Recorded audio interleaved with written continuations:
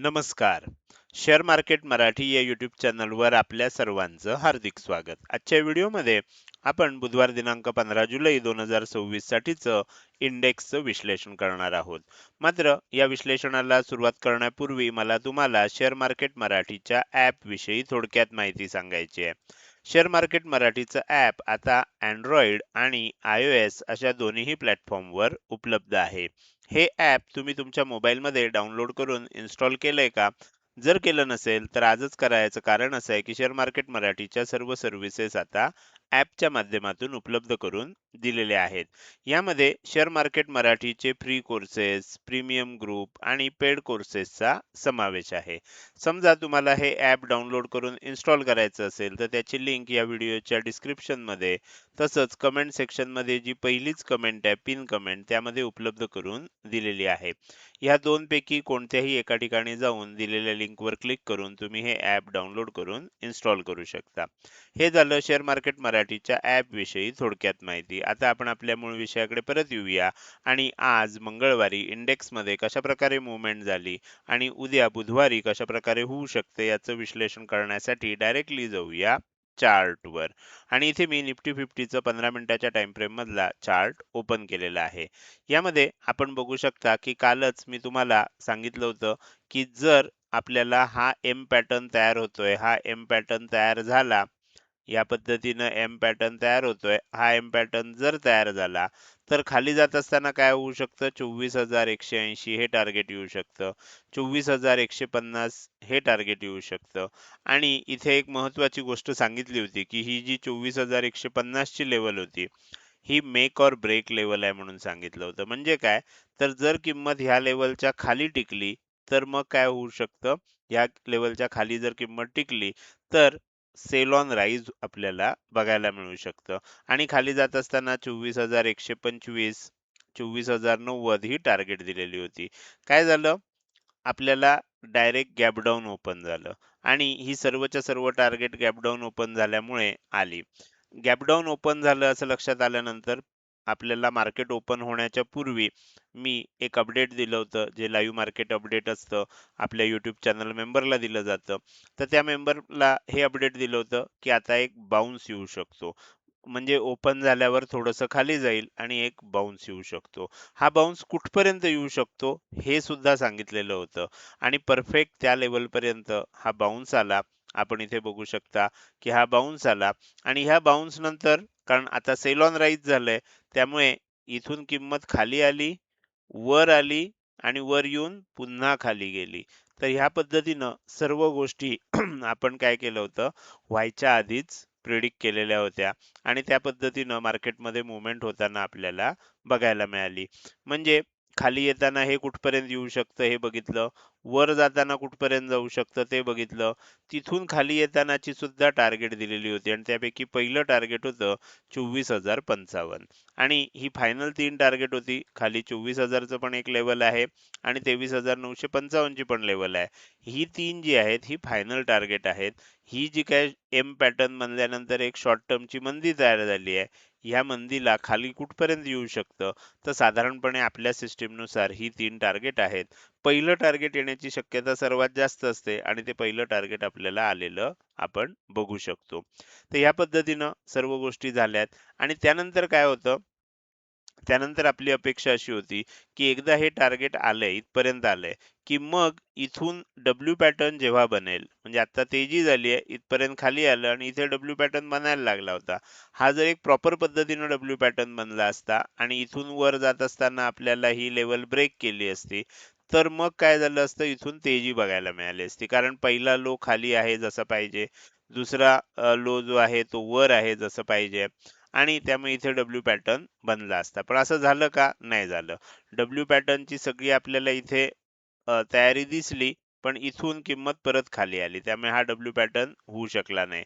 त्यानंतर तुम्ही बघू शकता हा जो लो आहे, तो इथे जाऊन मोडला आणि हा नवीन लो बनला. त्यामुळे आता हा जर नवीन लो असेल, तर आपण जसं सांगितलं होतं, की आता इथून मागे कुठेही डब्ल्यू पॅटर्नची प्राइस ॲक्शन आपल्याला उपयोगाची नाहीये. जर आता आपल्याला डब्ल्यू पॅटर्न बनायचा असेल, तर तो इथून पुढेच कुठेतरी बनणार. एवढं आता नक्की झालंय.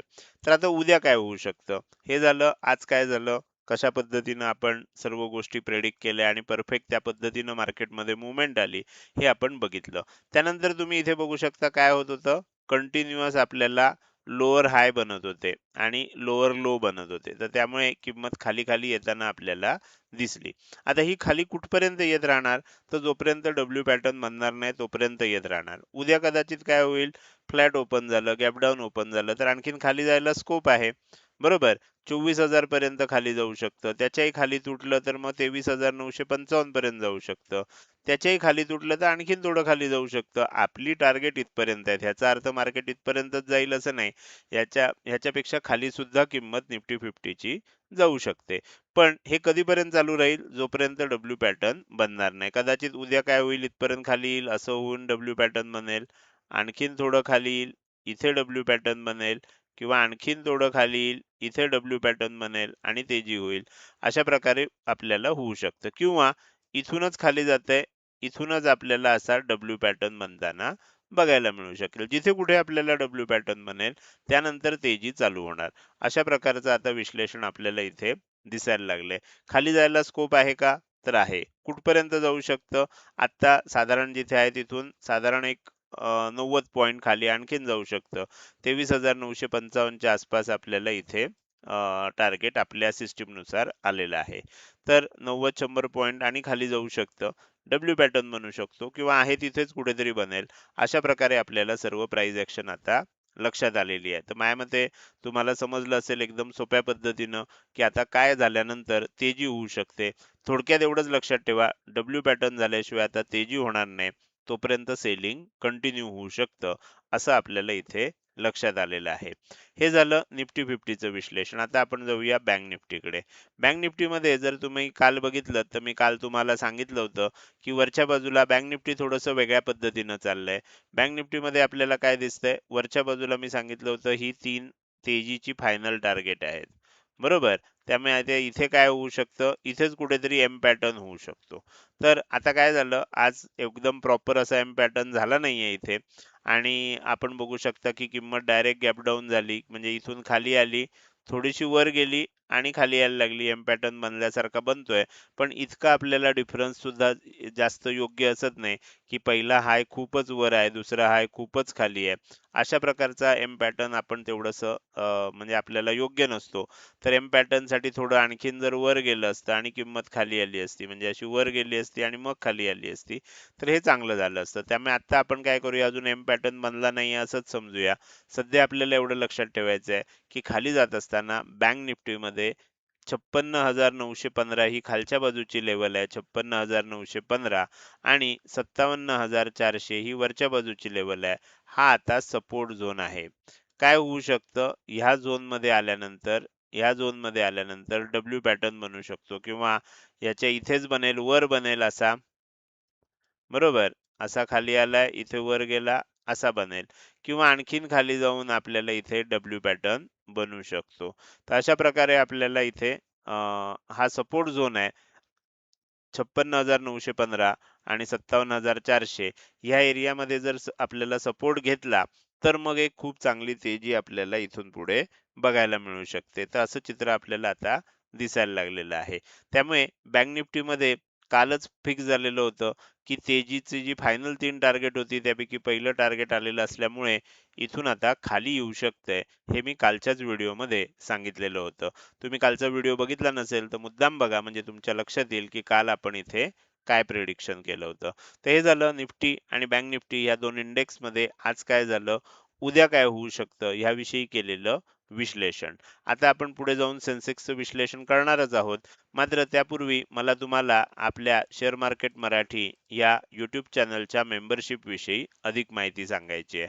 आता तुम्ही जॉइन बटन क्लिक करून आपल्या YouTube चॅनलची मेंबरशिप घेऊ शकता. आता याच्यामध्ये जेव्हा तुम्ही जॉइन बटनला क्लिक कराल, त्यावेळेला तुम्हाला चॅनल मेंबरशिपचे सगळे ऑप्शन्स तिथे दिसतील.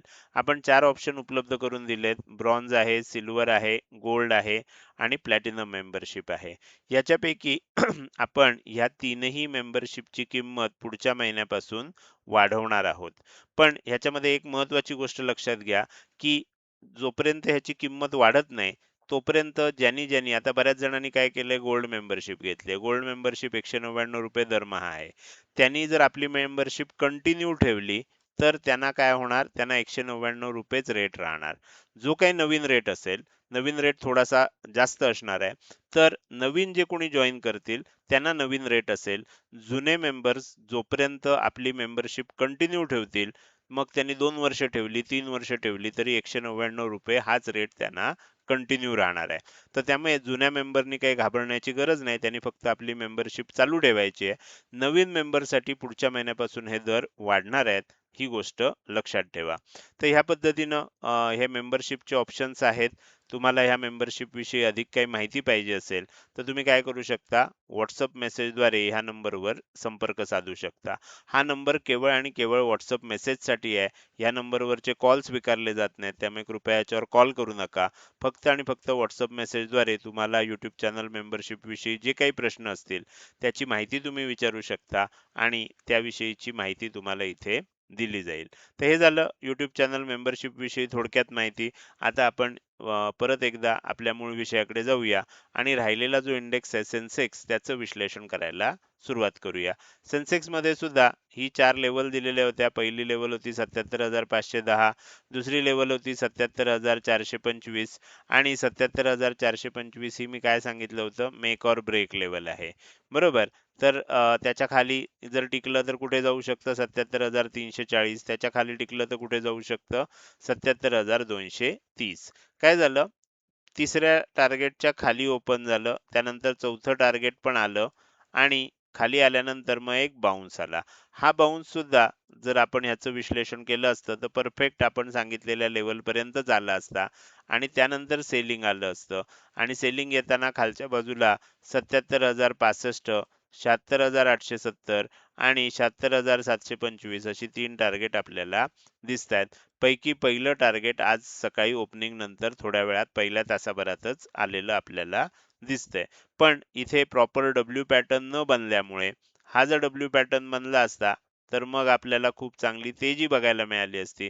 पण इथून किंमत खाली आलेली असल्यामुळे जोपर्यंत डब्ल्यू पॅटर्न बनत नाही, किंमत आणखीन खाली जाऊ शकते. आणखीन खाली जायला लागली तर 76,870 ची लेवल आहे. या लेवलच्याही खाली जर टिकली तर मग खाली जाताना 76,725 पर्यंत जाऊ शकते. अशा प्रकारे आपल्याला खाली खाली टार्गेट्स आहेत.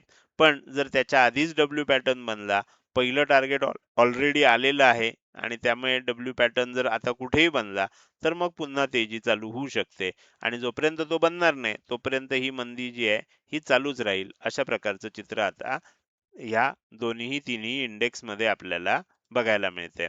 आता आपण या विश्लेषणाच्या व्हिडिओच्या अगदी शेवटी आलोय. जाता जाता मला तुम्हाला विचारायचंय की आजचा हा व्हिडिओ तुम्हाला कसा वाटला.